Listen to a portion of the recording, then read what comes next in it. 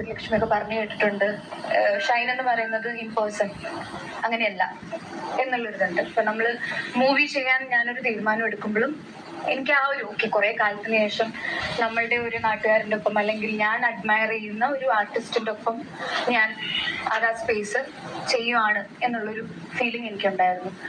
And we did it. അടിപൊളിയായിരുന്നു. ഒരു കാര്യത്തില് എനിക്ക് ഒരു തരത്തിലും ഇതുവരെയും ഒരു മാറ്റമില്ലാത്തൊരു കാര്യം ചെയ്താൽ അടിപൊളി പെർഫോമറാണ്. ഒരു വ്യക്തി എന്ന നിലയ്ക്ക് എനിക്ക് പേഴ്സണലി അറിയില്ല.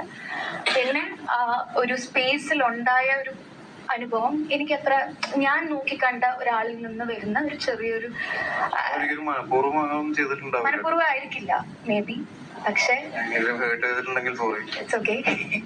ഇതൊക്കെ നമ്മൾ സംസാരിച്ചതാണ്, പക്ഷെ ഞാനത് എക്സ്പെക്ട് ചെയ്തില്ല. ഞാനും അങ്ങനെ എക്സെപ്റ്റ് ചെയ്തില്ല.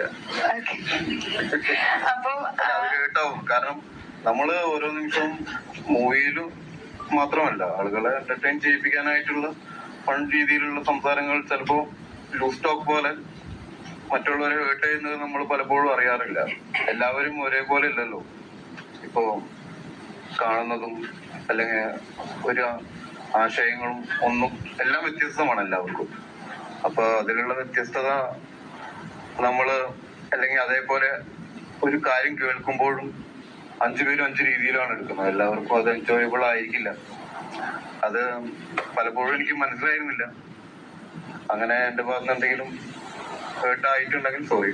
എനിക്ക് പറയാനുണ്ട്, ഇതൊക്കെ പേഴ്സണലി പറയേണ്ട കാര്യമാണ്. മീഡിയസിന് മുന്നിൽ ഇങ്ങനെ വന്നിരുന്നു പറയേണ്ട കാര്യം അല്ലാന്ന് തോന്നുന്നു. അല്ല, ഇപ്പൊ നമ്മള് അങ്ങനെയാണെങ്കിൽ